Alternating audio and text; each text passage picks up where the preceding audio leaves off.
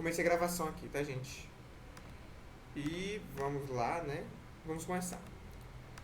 Então, gente, propriedades físico-químicas, né? Na absorção e metabolismo de fármacos. A gente fala a questão do metabolismo de fármaco, né? De segundo plano. Mas nosso foco aqui, principalmente, é o foco de analisar as questões de absorção pela via oral, tá? Então, acima de tudo, é isso que vamos debater no dia de hoje. Claro, quando a gente fala de absorção, consequentemente a gente fala das respostas fisiológicas do nosso corpo para colocar esse fármaco, esse xenobiótico para fora, tá? Isso é claro. Entretanto, vai ser sempre em segundo plano, certo? Inicialmente, a gente precisa saber quais são as fases, né, necessárias para a ação do fármaco.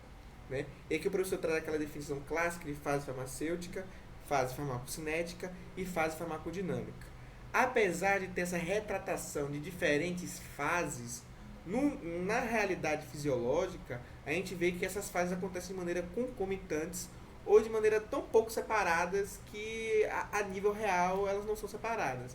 Certo? Essa é uma divisão didática justamente para a gente conseguir compreender cada fase dessa. Certo? A fase farmacêutica ela compreende uma outra disciplina, que é a disciplina da farmacotécnica. Né? Então ela está justamente sobre a desintegração, dissolução. É importante para a gente? Mas isso vai ser muito mais influenciado pela formulação que o fármaco está presente do que propriamente dito a molécula do fármaco. Certo? Depois dessa fase farmacêutica, nós temos a fase farmacocinética, que é aquele famoso ADME, né? Aqui está presente como absorção, né? Distribuição, metabolismo e excreção, tá? Então, é o famoso o que o organismo faz com o fármaco, ou o caminho que o fármaco percorre para chegar no receptor, que é o que a gente viu na aula anterior, certo? E a fase farmacodinâmica, que é justamente essa interação com o receptor, ou enzima, ou na química farmacêutica, como vamos chamar de algo biomacromolecular, certo? E por último, vai causar uma mudança bioquímica que culminará no efeito farmacológico, no efeito terapêutico. Essa imagem aqui ela traz de maneira bem resumida, né, a administração, que aqui na química farmacêutica a gente fala muito da administração por via oral, a desagregação e dissolução, que é a fase farmacêutica, compreende a farmacotécnica, certo? A absorção, distribuição, metabolismo e excreção, interação fármaco-alvo macromolecular e, por último, o efeito terapêutico, que é o desfecho clínico que tem após o uso do medicamento, certo? Lembrando um pouco dos conceitos de absorção, distribuição, metabolismo e excreção de forma bem rápida, certo? A absorção é a passagem do fármaco do local onde ele foi administrado até a corrente sanguínea, certo? A distribuição é da corrente sanguínea até os tecidos, seja ele o tecido alvo, seja ele o tecido não alvo. Mas geralmente a gente se atenta mais ao tecido alvo, né? Ou seja dos efeitos farmacológicos ou dos efeitos adversos. O metabolismo, que é a forma de biotransformação do nosso corpo. Então a molécula ela vai se transformar através de reações principalmente enzimáticas, mas também químicas, para serem excretadas, e a excreção, que é a saída do fármaco do corpo humano. Certo? Então, lembrando, propriedades fisicoquímicas vai influenciar em farmacocinética. Não estamos falando de farmacodinâmica. Não estamos falando da interação fármaco-macromolecular. Isso fica lá para o final do módulo. Então, qual é a importância da solubilidade na administração oral? Né? Então, a via oral é a principal via utilizada pela farmacologia, né, pela farmacoterapia no geral, por motivos claros, que a gente já conhece, que é o quê? A fácil auto-administração. Então, é intravenosa. Você precisa de um profissional especializado, você precisa de um ambiente propício a equipamentos, enquanto a via administração oral, a própria pessoa em casa pode se auto-administrar, certo? Não é invasivo, é seguro, certo? Tanto para a questão de garantir a efetividade, né, eficácia do medicamento, quanto de garantir que esteja dentro da janela terapêutica, né? Então, intravenoso, por exemplo, se você aumenta um pouquinho o fluxo, né, sai um pouco do equilíbrio ali de saída e entrada, você pode matar o paciente, né? Aqui não. Para que isso acontecer, é necessária uma mudança drástica, né, na administração. Então é por isso que muito se fala sobre administração oral na química farmacêutica, por conta de sua importância clínica. Então, tudo que a gente vai ver basicamente aqui nessas propriedades físico-químicas é em relação a essa questão realmente da via de administração oral, tá? Outra coisa que é muito importante para a solubilidade, né? Agora falando um pouco mais sobre a solubilidade, é um processo lá na fase farmacêutica que é a dissolução. Então essa imagem aqui é interessante porque a gente mostra o fármaco e a água, ela precisa, por interações de ligação de hidrogênio, íon dipolo e dipolo-dipolo, interagir com esse fármaco e solubilizar, certo? Então o nosso fármaco sempre tem que ser um pouquinho solúvel, solúvel o suficiente para que ele se dissolva no sangue, certo? Então, esse é o primeiro passo para a gente entender um pouco sobre as propriedades físico-químicas. Então, nosso fármaco ele tem que ser minimamente polar, certo? Então, porque se for extremamente apolar, ele vai formar o quê? Não vai acontecer dissolução e vai formar bolos, né? Esses bolos que são a mistura, né? Heterogênea entre algo apolar e polar, pode, por exemplo, ocluir um vaso sanguíneo na microcirculação. E isso é um problema muito grande, principalmente também na via intravenosa. Tá? Porque na via oral ele nem vai passar pela corrente sanguínea, muito provavelmente vai sair nas fezes, né? Então esse já é um primeiro problema, certo? Que a gente já encontra no desenvolvimento de fármacos, certo? O segundo, então essa parte farmacêutica, como eu falei, fala muito também sobre a questão da farmacotécnica, então a gente não foca muito nessa parte, mas é bom sempre colocar essa pulga atrás da orelha quando você estiver desenvolvendo fármaco para a prova, né? Que é essa questão mesmo de você sempre manter uma certa hidrossolubilidade, tá? Essa solubilidade vai depender da estrutura química do fármaco, do empacotamento cristalino, da condição de solução e das composições de solvente, tá? Outra coisa, né, que é outro aspecto que está muito associado também à solubilidade, né, deixa eu ver se tem aqui na frente, né? Calma. Tá aqui na frente, né?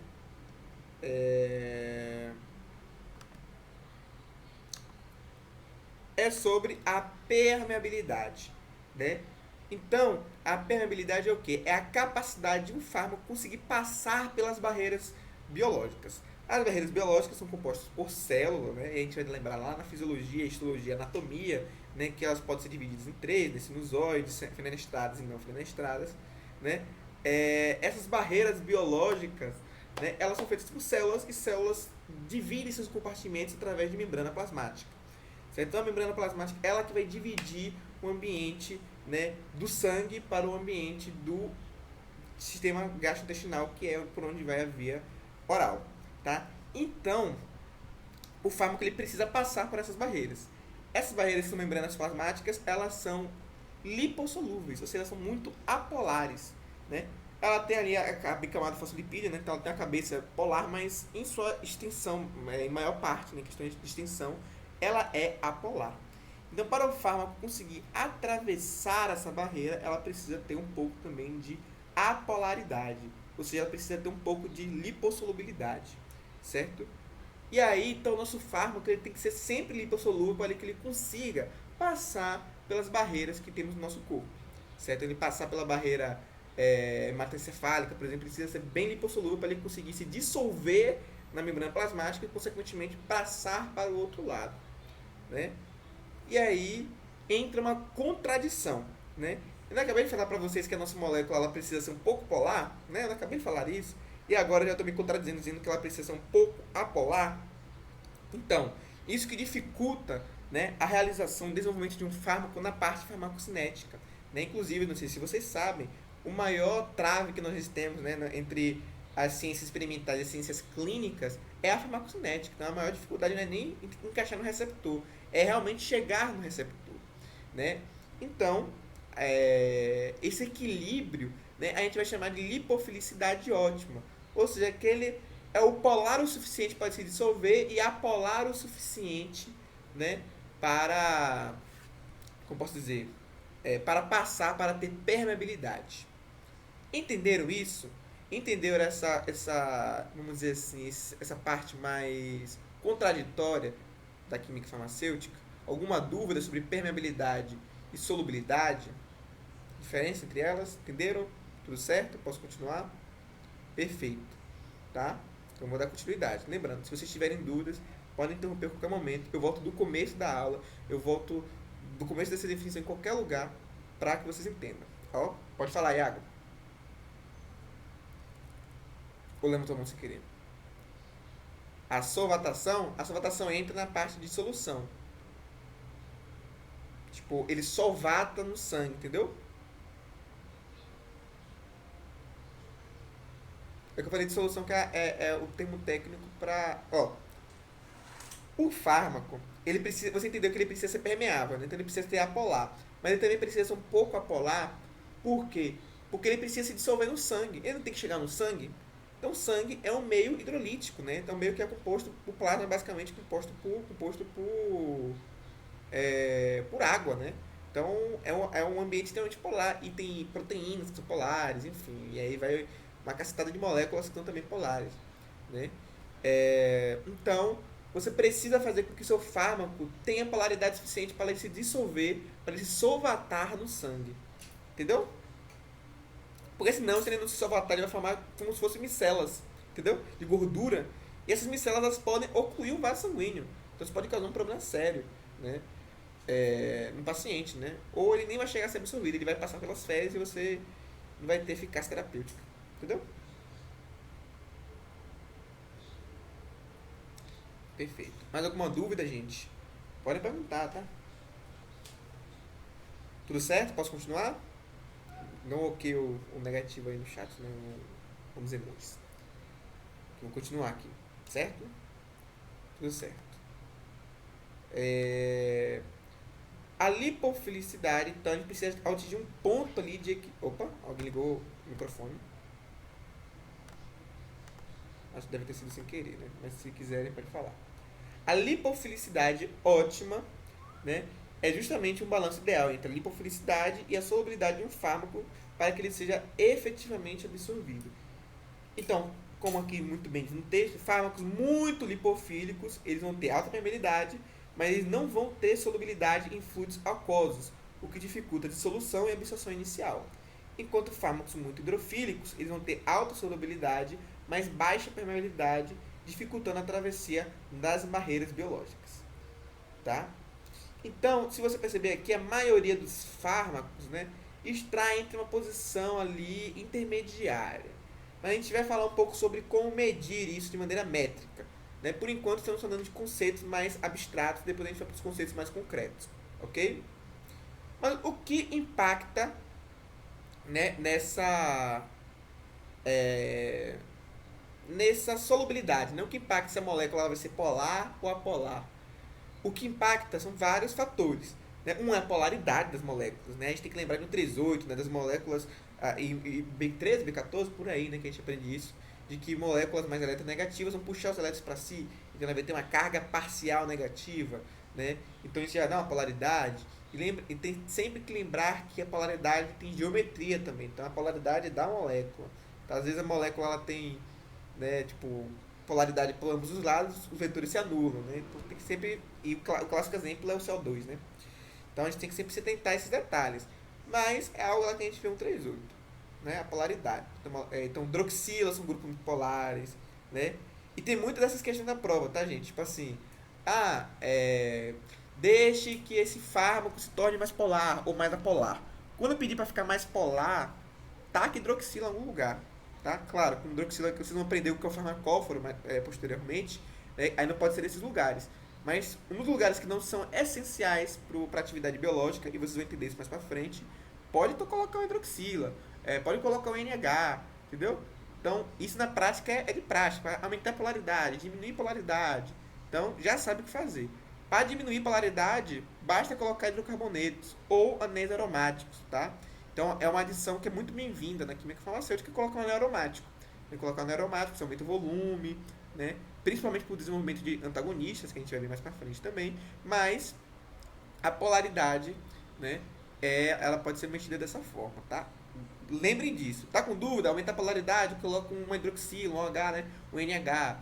Tá com dúvida de diminuir a polaridade, coloca uma cadeia carbônica um pouquinho maior, coloca um anel benzênico na parte que não é essencial para a bioatividade, tá? O tamanho, tá? Geralmente, quanto maior for a molécula, menor é a solubilidade dela em meio líquido e aquoso, né? Por que isso acontece? Porque para você solvatar, para você conseguir, né, preencher toda a molécula que é muito grande, por exemplo, um ômega 3, que é uma molécula muito grande, né, você precisa de muitas moléculas de água. E às vezes o sistema não dispõe dessas moléculas de água para cada molécula de fármaco que você tem. Então a solução pode ser um pouco mais complicada. Então, outra dica, tá vendo? Quer diminuir solubilidade, né, quer diminuir polaridade, nesse caso, se é solubilidade mesmo, você aumenta o tamanho da sua molécula, certo? Isso aqui é importante demais porque as provas são assim, tá, gente? Você tem um fármaco que vai ter que mexer, influenciar, modificar aquele fármaco, ok? E o empacotamento cristalino. Isso aqui, ele costuma não estar muito presente nas aulas de química farmacêutica. Se a gente tiver falado sobre isso, a gente vai atrás de falar sobre isso. Mas como geralmente ele não fala, então a gente pode deixar em stand-by que isso aqui na verdade é mais farmacotécnica do que qualquer outra coisa. Né? Aquela parte de polimorfismo de farmacotécnica. Tá? Então, né, a gente consegue fechar esse raciocínio básico ali, né, de que a lipofilicidade é essencial para a absorção pela via oral. E além disso, né, essa lipofilicidade ela é influenciada por um outro fator que também é uma propriedade físico-química, que é a ionização, que é calculada através do pKa. Mas ele falou de ionização nessa aula? Não, né? Provavelmente vai ficar para a próxima aula, porque essa aula é dividida em dois. Né? Porque a depender do pH, o seu fármaco ele pode mudar de lipofilicidade. Ele explicou sobre isso, gente? Não, né? Agora não, né? Me confirme aí no chat. Mas eu acho que ele não fala disso no começo, não. Falou, gente? Falou de não, né? Tá. Então, vocês precisam saber, por enquanto, a lipofilicidade, mas vocês vão ver que essa lipofilicidade ela vai depender muito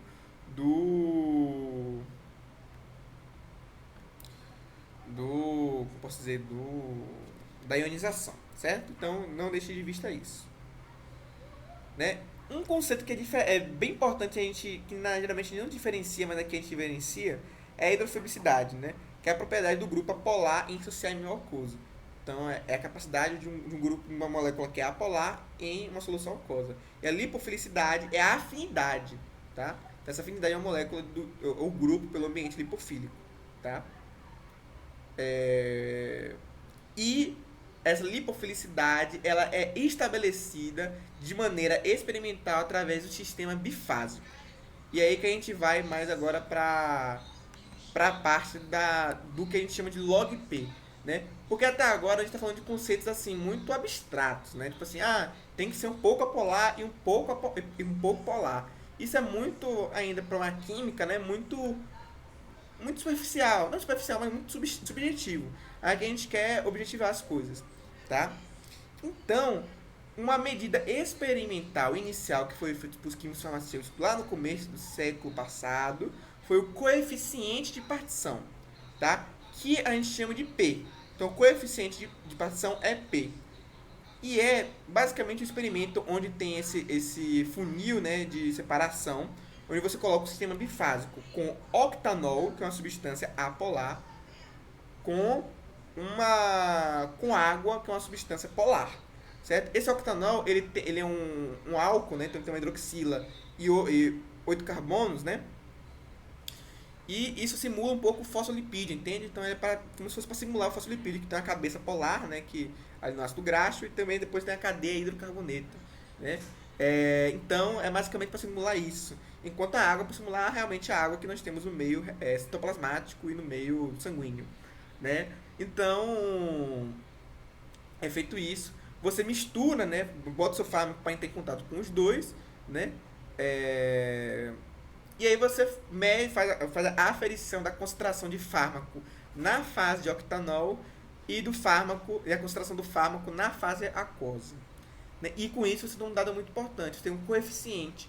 Tá vendo? Então aqui, ó, onde está o cursor, aí que você vê, né, que P é igual ao fármaco no octanol sobre o fármaco na água.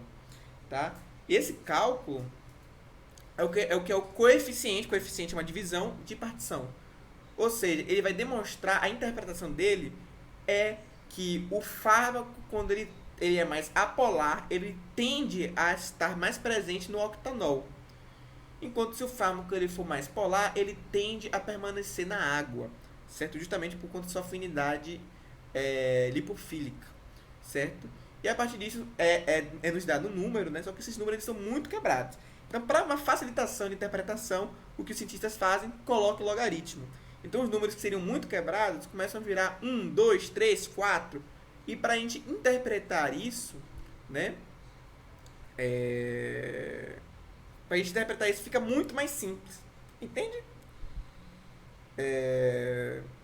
Então, é basicamente isso que é o coeficiente de partição, certo?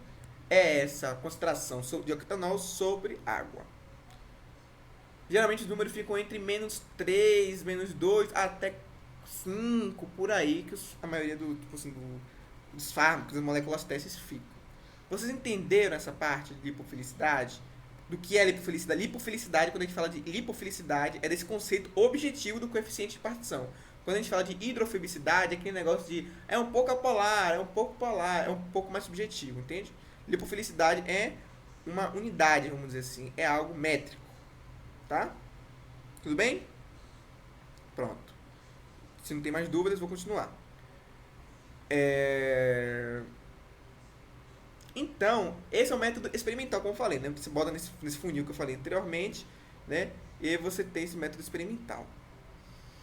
Só que esse método experimental, se vocês concordarem comigo, ele é um método que demanda tempo, né? E às vezes na química farmacêutica, vocês vão ver na prática, às vezes você tem 4.000 substâncias possíveis que podem interagir com o seu alvo, né? Isso é um número muito grande. E em questão financeira e prática é impossível, né? Haja ser para colocar para fazer tanto teste de substância assim, né? Então, isso é muito inviável, né? Hoje em dia, né, existem métodos mais eficientes, que são mais automatizados, né, como a cromatografia líquida de alta eficiência, né? E existe também, aí você faz uma técnica de cromatografia, você vê o tempo de retenção, você calcula, né, essa concentração, e esses equipamentos são bem articulados, complexos, difíceis de usar, né? Não sei se vocês já tiveram contato com HPLC. É muito difícil, os reagentes são muito complicados, mas dá para fazer isso melhor. E de maneira melhor ainda, entre aspas, né, que é pior de maneira analítica, mas é melhor no sentido financeiro e prático, é o método computacional, né? Deixa eu ver se ele fala aqui do método computacional. Não, né? Acho que não. Não, tem aqui valor teórico, né, de log P. O valor. Opa! O valor teórico de log P, né, foi uma medida estimada. Então, assim, ao invés de você ficar fazendo vários experimentos, ao invés de você fazer um experimento super demorado, prático, manual, ou um experimento automatizado super complexo, você precisa de pessoas extremamente treinadas para fazer isso, o Rancher e os colaboradores, né, eles fizeram uma forma de você calcular, de você estimar o log P através de métodos computacionais, né? Então eles utilizam essa fórmula aqui que está presente, que vocês não precisam aprender, ele nunca cobrou isso prova, pelo que eu sei, né? Mas basicamente ele fez o que? Ele fez uma estimativa para cada grupo funcional. Então ele falou assim, o ácido carboxílico ele adiciona quanto de coeficiente de partição, né? E começou a separar os grupos, não só os grupos, mas as estruturas básicas que está presente basicamente em todos os fármacos, e começou a fazer uma estimativa a partir disso, certo? Então, ele, por exemplo, o paracetamol aqui, né? O paracetamol está aqui embaixo, né? Ele pegou, tipo, essas 3 outras moléculas, né? E aí, como posso dizer, ele viu que o que tem em comum entre essas 3 moléculas, né? Que é esse anel benzênico, e viu que tem diferente, e viu os valores de log P experimental. E a partir disso, ele atribuiu um valor para cada grupo desse, né? Sobre o log P. Vocês não precisam saber exatamente sobre isso, mas saber mais ou menos como é feita essa metodologia, tá? Por quê? Porque ela vai dar um valor interessante para vocês, só que ele é um valor estimado. Então, às vezes, você está lá no computador e vocês vão fazer isso na prática, né? Na próxima semana vocês vão mexer no Marvin Sketch e lá vocês vão começar a mexer no Marvin e você vai conseguir calcular isso facilmente e ele vai ser uma estimativa, tá? Não é um valor experimental. Geralmente, os fármacos que a gente usa na prática são fármacos conhecidos. Então, a gente vai ter um valor experimental e vocês vão poder comparar isso. Então, por exemplo, a morfina, se não me engano, sei lá, tem um valor de 2,5, né? E aí a estimativa do método computacional é de 3. Então é uma diferença grande, né? 0,5 é uma diferença grande, né? Principalmente quando a gente fala da escala logarítmica.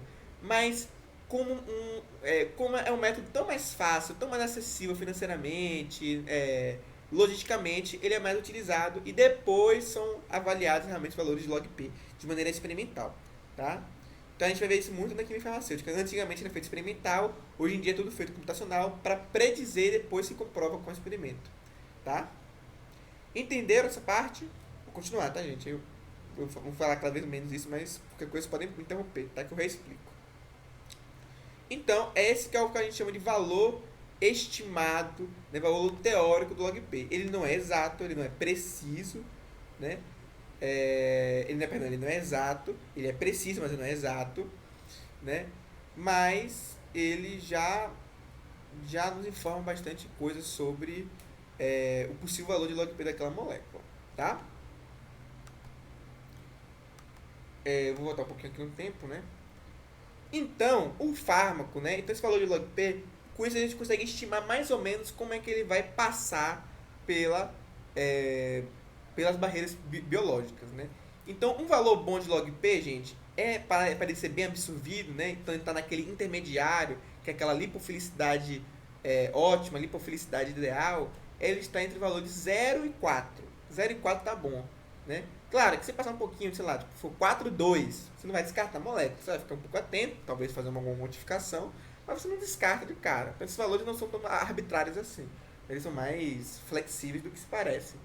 Mas ele é uma forma interessante de predizer, né? Então, entre 0 e 4 ele vai ser bem absorvido por via oral.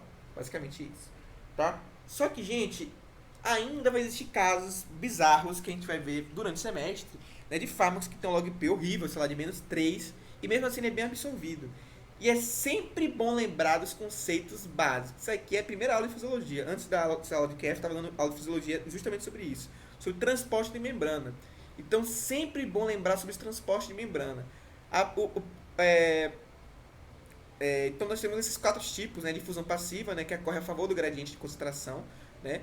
Então, a característica importante vai ser a lipofilicidade. Então, para ele passar, né, a maioria dos fármacos fazem esse caminho, né, que é passar de maneira passiva pelas membranas plasmáticas, né? Então, com essas características vão impactar nisso a lipofilicidade e o tamanho da molécula. Então, um tamanho maior, ele vai ser mais difícil passar pela barreira, né, ali biológica. Mas também existe outros tipos de transporte, como transporte facilitado, ativo e paracelular, tá? Então, por exemplo, quando a gente for ver, por isso o Castilho acabou por conta do calendário, né, tirando opioides. Os opioides são extremamente hidrossolúveis, tem um log P horrível para ter o efeito central. Mas todo mundo sabe que morfina tem efeito central, né? Por quê? Porque há um transporte ativo associado a ele, entende? Então, às vezes, isso também é questão típica de prova, vai falar assim: fármaco fulaninho de tal tem um log P de menos 1, entretanto, ele tem a biodisponibilidade de 98% do fármaco. Fala, como assim? Como é que você justificaria isso? Então, você justifica isso a partir do transporte ativo. Nunca esquecer das bases lá fisiológicas, tá? Vamos continuar. Deixa eu ver se alguém mandou mensagem no chat. Não. Vamos continuar, gente. Então, existe um certo cuidado com a barreira hematoencefálica, o BHE nesse caso, tá? O que acontece? Essa barreira hematoencefálica, né, aí quando a gente volta lá para a histologia, a gente tem 3 tipos de microcirculações, né? Tem as fenestradas, né, que tem sinusoides, né, que são a do fígado, que tem as células são muito espaçadas, então qualquer fármaco, qualquer molécula endógena, qualquer xenobiótico consegue passar pelos sinusoides. Tem os fenestrados, que é a microcirculação principalmente na troca ali tecidual, né? Então ele tem uma certa a fenestra, uma arestazinha assim que você consegue entrar, né? Então os fármacos conseguem passar por lá. Então a maioria dos tecidos são assim, né? Principalmente aqueles que são alvo farmacológicos, né? Mas existe uma que é não fenestrada, né? Que é lá na barreira hematoencefálica principalmente, onde as células estão justapostas, ou seja, uma célula está junto com a outra, né? Então, isso dificulta a passagem do fármaco para o sistema nervoso central, principalmente para o encéfalo, né? Então, Então, é uma estrutura celular muito seletiva que protege o sistema nervoso central, tá? Então, ela é muito complexa de se passar. Aí você fala assim, então teu log P, e o valor, então passar por essa barreira hematocefálica é algo necessariamente ruim ou bom?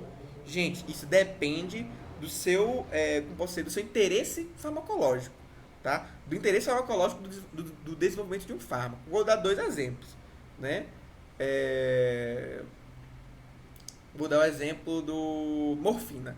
Morfina, você quer agir de maneira analgésica de modo central. Você precisa acessar o cérebro para fazer efeito, a medula espinal para fazer efeito, você precisa atingir o sistema nervoso central para fazer efeito. Então, o seu fármaco, obrigatoriamente, precisa passar pela barreira hematoencefálica. Tá?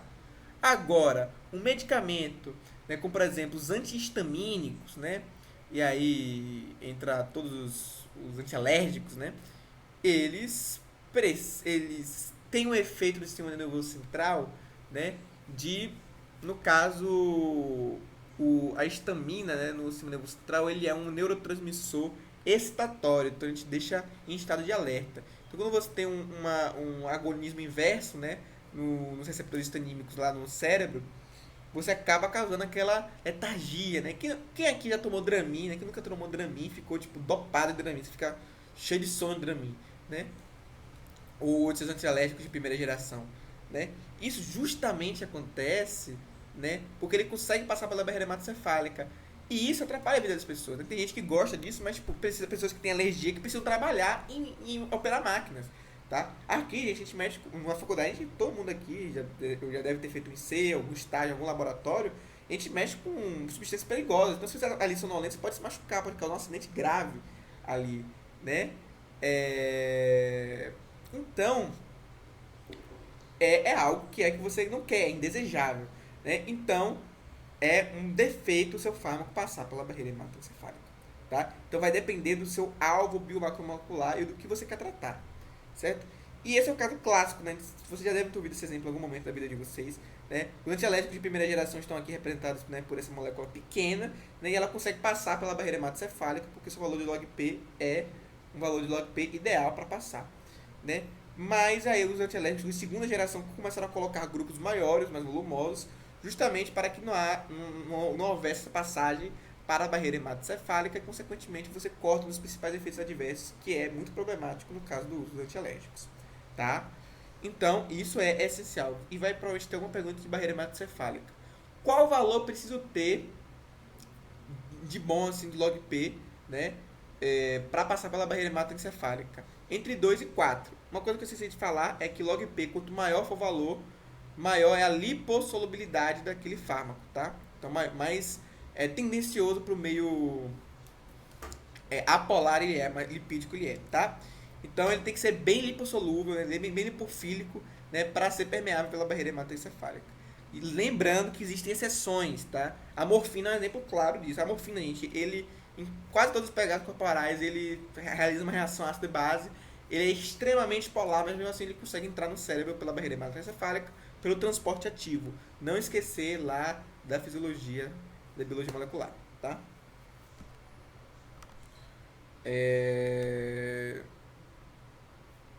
E agora...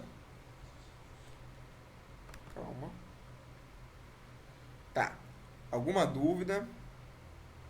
Entenderam essa parte? Isso é questão de prova, assim, prova assim, bem forte. Tudo certo? Entenderam? Conseguiram responder uma questão com isso? Perfeito. Tá? Calma. Vamos continuar, tá? Agora vamos falar um pouco mais sobre metabolismo, né? A gente vai ter uma aula mais pra frente com a professora Glória sobre metabolismo, né? Que é bem mais, vamos dizer assim, calma, deixa eu ver como se foto aqui. Opa.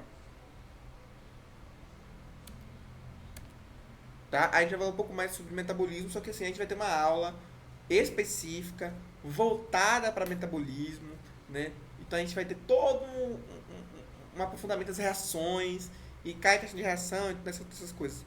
Mas de maneira muito generalizada, de maneira assim muito por cima, né? A gente tem uma relação entre o valor de log P, né, e o valor e a quantidade de biotransformação que ocorrerá no nosso corpo, tá? Então, de maneira geral, tá? Quanto mais polar for a molécula, menos capaz dela ser metabolizada, tá? E consequentemente menor chance de passar pela, assim, de perdão, quanto mais polar for, menos ele tem que ser metabolizado para ser excretado, e quanto mais apolar, mais ele tem que ser metabolizado, tá? Então isso é uma previsão de metabolismo, tá? Previsão básica. Então quanto maior log P, geralmente maior metabolização que vai sofrer. Isso é ruim, tá? Isso geralmente é ruim, né? A não ser com uma estratégia molecular de latenciação, que é fazer um profármaco. Se você não tiver essa intenção, o metabolismo ele vai acabar com o seu desenvolvimento de fármaco. Porque é o que acontece? O metabolismo ele pode criar uma substância com outro efeito bioativo, né, outro efeito biológico, e pode ser tóxico, inclusive, né, pode ser bioativo mais potente, mas pode ser tóxico, pode ter outro efeito. Paracetamol, por exemplo, o NAPAQ, né, ele é uma substância oxidada que é patotóxica, né, e todo mundo conhece essa relação, mas também pode ser algo bom, então isso é muito imprevisível. E metabolismo, né? Além disso, tem a questão de que se você vai ser mais metabolizado por mais rotas metabólicas dentro do fígado, o que vai acontecer? Você tem mais chance de interação farmacológica. Então, se o seu fármaco, por exemplo, for um antihipertensivo, esquece. Porque geralmente a pessoa que usa antihipertensivo utiliza outros medicamentos também. Então, se ele tem muitas interações, se ele tem muito metabolismo, muito possivelmente vai causar uma interação que é indesejada, tá? Então, isso tem que ser muito bem avaliado pela pessoa que está desenvolvendo o fármaco, certo? Para finalizar aqui, para a gente misturar isso aqui tudo, né? E depois a gente falar um pouco sobre as desvantagens desse método de log P, né? As limitações, eu diria, na verdade, e as vantagens, né? É retomar, né? Concluir essa questão é, do qual é o nome? Das substâncias, né? Do log P. Lembrando, então, compostos muito polares, eles serão menos capazes de desolvatar, né, e entrar na região totalmente polar da bicamada fosfolipídica que constitui a membrana celular. Enquanto compostos muito hidrofóbicos, ou seja, não polares, podem permear a membrana celular, mas não conseguem sair da membrana, pois esse é o ambiente preferido para o composto, né? Então a gente tem mais um problema aqui, né? Essa questão da estratificação de onde o fármaco está. Para isso, há o impacto do pH, e é aí que a gente puxa o link para a próxima aula. Porque o pH vai ser importante justamente para regular onde o fármaco precisa ficar polar e onde o fármaco precisa ficar apolar, tá? Então, vamos pegar um exemplo aqui, né, sobre dois gráficos de permeabilidade de acordo com o pH. Então, no eixo Y nós temos aqui a permeabilidade e no eixo X nós temos o pH. Então, às vezes a substância, né, ela vai diminuindo a permeabilidade ou vai aumentar a permeabilidade, depende dos grupos funcionais presentes no fármaco, tá? Então, isso já traz um pouco uma limitação, uma desvantagem desse método, que é o que? Você não está atento às mudanças de pH. Porque se o seu fármaco, sei lá, 80, 90% dos fármacos possui grupo ácido-base, nem que sejam fracos, mas se ele reagir e formar um íon, ele vai mudar de log P, né? Então, o log P ele nunca pode ser visto dessa maneira isolada, ele sempre deve ser visto de maneira contextualizada através do seu pH. E é isso que vocês vão aprender na próxima aula, tá? Então, o pH é extremamente importante para definir essa permeabilidade. Senão, o fármaco sempre ficaria ou preso na membrana plasmática ou preso no sangue, tá? Então, esse caminho é muito mais complexo, mas são cenas para os próximos capítulos. Mas isso é um problema da medida de log P. Um contorno que os cientistas fizeram para isso que vocês vão ver mais isso na prática do log P, é calcular o log D, que é o quê? É o log P de um determinado pH. Você calcula o log P do pH 7,4, que é o pH fisiológico do sangue, né? Então, ali você consegue definir de maneira melhor, então você consegue utilizar esse log P de maneira mais ideal, né? Mas isso é mais utilizado lá no métodos computacionais que vocês vão ver durante a prática, tá? Então é uma forma de contornar essa desvantagem, certo? Vamos vamos passar aqui, né, essa parte de pH, como ele não falou, vocês não falaram o que ele falou, né, então vou deixar isso para a próxima aula que a gente falar no pH, que vai justamente justificar essa permeabilidade de maneira um pouco melhor, tá? Então eu vou terminar aqui falando meio que sozinha mesmo aqui, né? Calma, deixa eu ver aqui.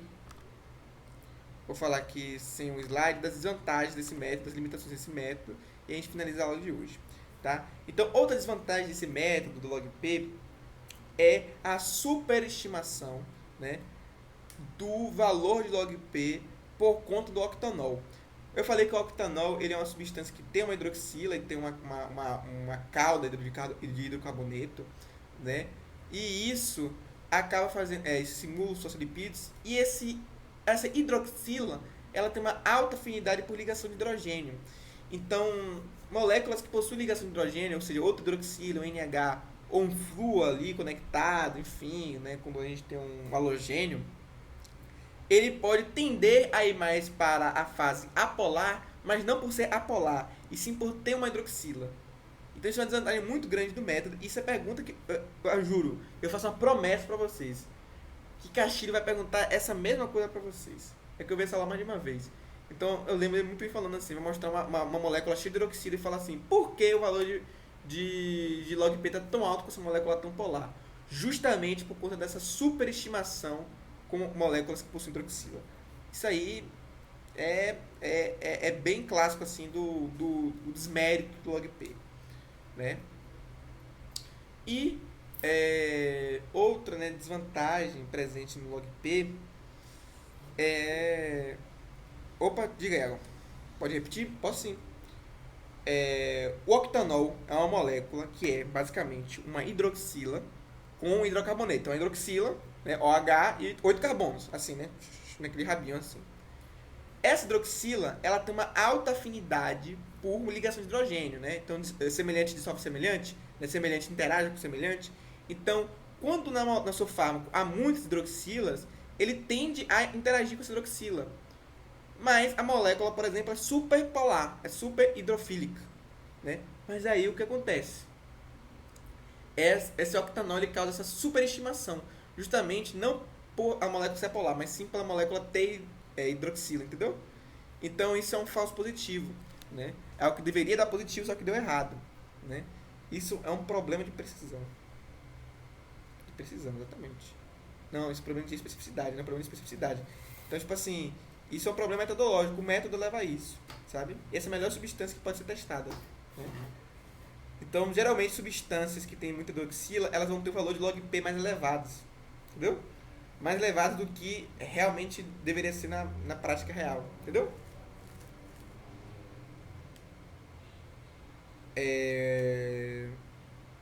Então, a partir disso, né, o log P ele tem essa importância muito grande, mas sempre bom relembrar desses padrões aí, dessas desvantagens, dessas limitações desse método, né, de definição, né, de predição farmacocinético, tá? Vocês, no mais, gente, esse é um resumo geral, né, sobre o log P, sobre coisas farmacocinéticas. Eu estou aberto para dúvidas, sugestões, reclamações. Se eu não falei de um tópico que queria abordar em sala, me falem, me sinalizem, porque essas aulas estão remodeladas, então preciso também estar ciente das mudanças. Eu vou tentar participar dessas aulas de quinta, ter se tem uma aula no horário, mas aula de quinta eu consigo participar, mas eu não fui hoje porque eu tive um outro compromisso de força maior. E aí acaba que eu não pude ir na aula, então acaba que às vezes pode estar falando de alguma coisa diferente de mim, né? Então vocês precisam me sinalizar caso eu deixe de falar ou falei algo a mais, tá? No mais, gente, alguma dúvida? Querem fazer algum exercício, alguma coisa assim para praticar esse conhecimento? Caroline? Oi, Aurora, boa noite. Boa Deixa noite. eu te falar, eu não entendi direito a questão da subestimação das hidroxilas. Não sei se é porque eu cheguei um pouquinho atrasada na chamada, mas eu não consegui entender direito. Você poderia tentar explicar de outra forma, por favor? Claro, sim, com certeza. Olha, O coeficiente de partição, né, que é esse método, né, qual é a métrica dele, né? O que ele faz, como é que ele mede a realidade, né?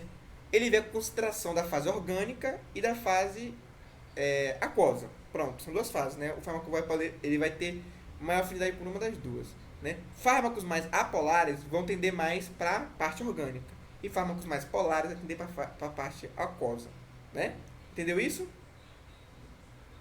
Sim, entendi. Só que assim, as moléculas que têm hidroxila, geralmente elas são o quê? Bem polares, né? Moléculas com hidroxila, por exemplo, glicose é bem polar, né? Glicose dissolve na água, não é?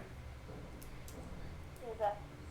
Só que nesse método experimental, né, do tubo de separação lá e tudo mais que eu falei anteriormente, pelo funil de separação, né, moléculas que têm muito hidroxila, elas ficam na fase orgânica, não é? Na fase orgânica. Isso é experimental, isso foi constatado por experimento, né? Isso é contraditório, né? A gente acabou de falar que ela é polar e está na fase apolar, né? Isso acontece porque as moléculas que têm muita hidroxila interagem com a hidroxila do octanol, que é a parte orgânica. Então a parte orgânica ela tem uma hidroxila e ela acaba atraindo outras hidroxilas. Então fármacos que têm hidroxila, elas vão dar um valor de lipofilicidade maior do que realmente são. Entendeu? Agora entendi. Perfeito. Agora entendi. Obrigada. Nada, tô aqui pra isso. Gente, mais alguma dúvida? Alguma coisa que ele não falou que vocês querem que eu fale? Alguma coisa que vocês querem que eu repita? Algum exercício que vocês não entenderam?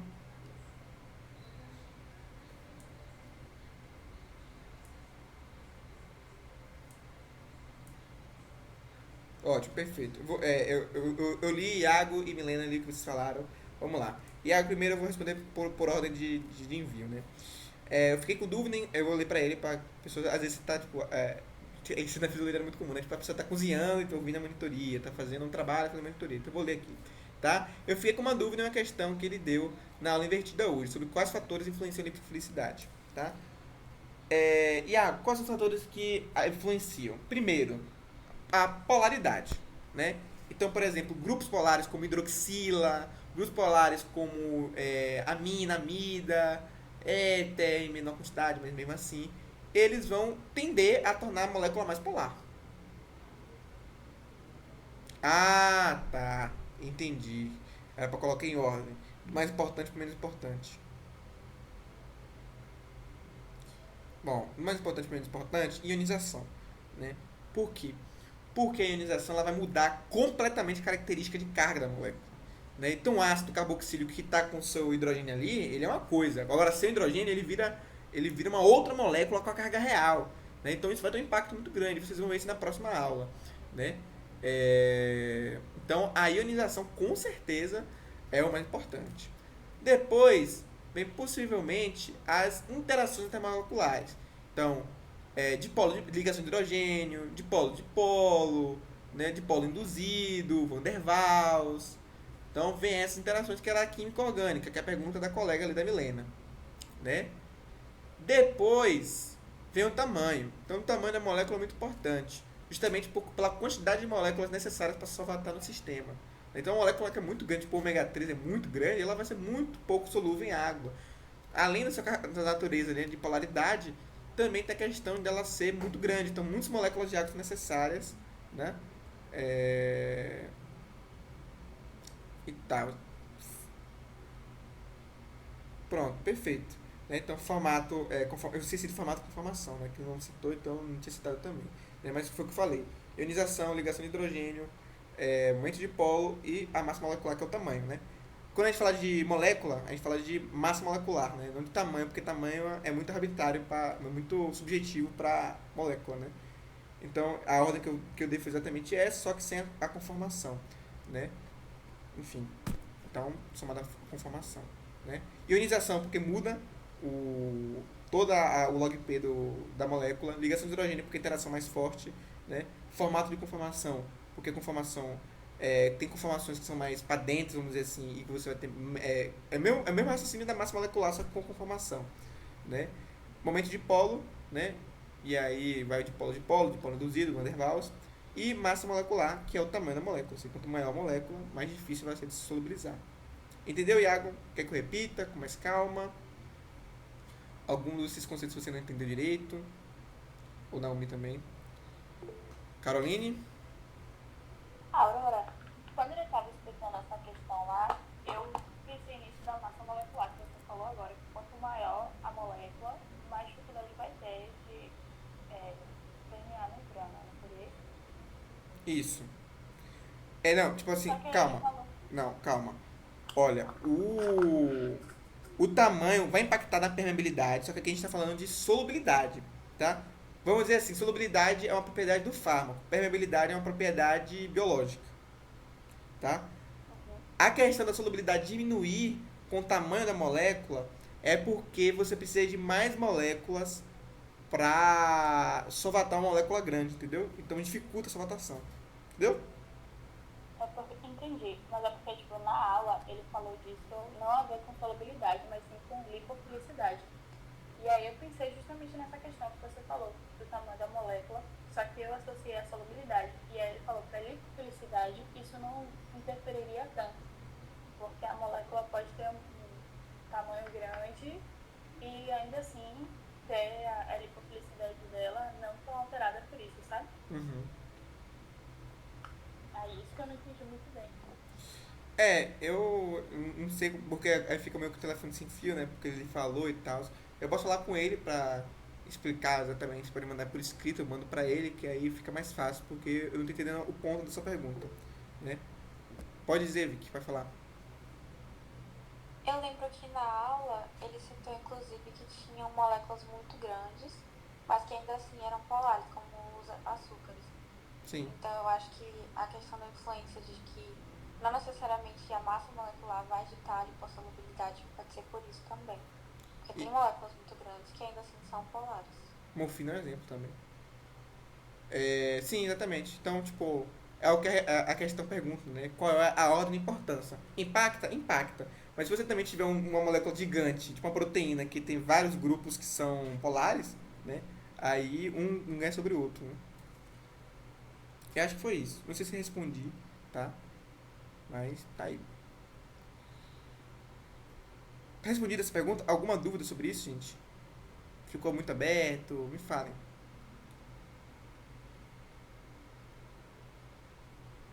Gente?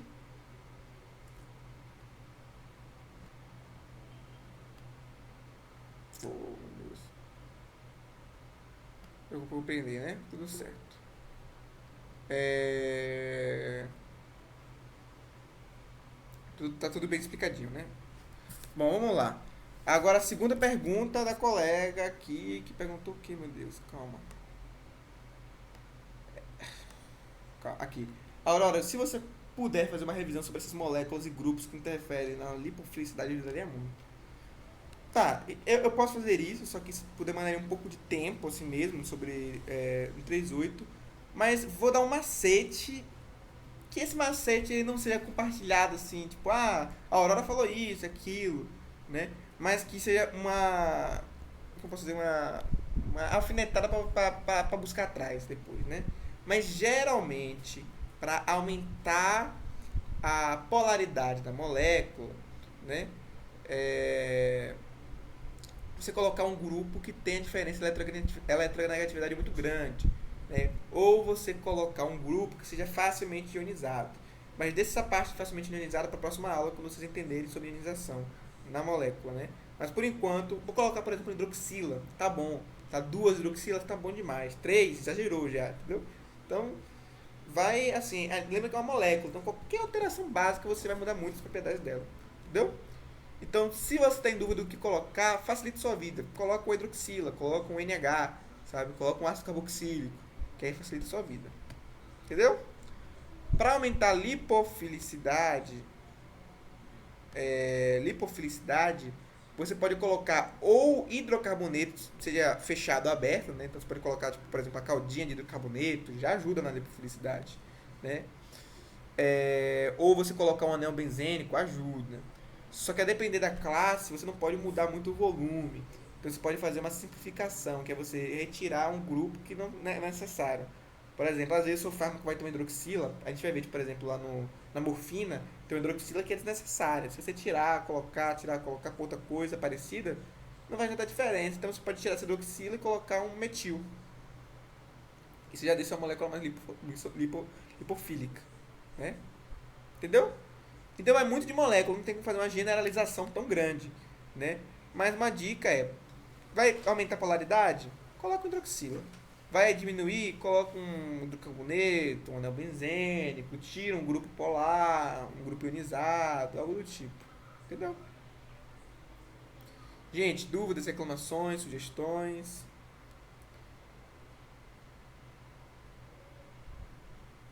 Alguma questão que ele responder que vocês querem que eu responda? Lembrando, não sei qual pergunta é, então vou responder com base nos meus conhecimentos. Enfim. Dúvidas? Alguma dúvida? Eu que agradeço, gente. Meu Deus do céu. É gratificante vocês estarem aqui, né? Tipo, uma 10 horas, uma quinta-feira. Então, isso é muito bom. Fico feliz que eu tenha mantido vocês até aqui. Tá? Ok? Se vocês estão satisfeitos, estou satisfeito também. Um beijo no coração de vocês, tá? Descansem. Qualquer dúvida, vocês podem mandar mensagem via WhatsApp. Viu? Fico muito feliz. Beijo. Ah, tá gravado, tá? Vou mandar lá no grupo depois. Vou colocar no YouTube gravado. Viu? Deixa eu...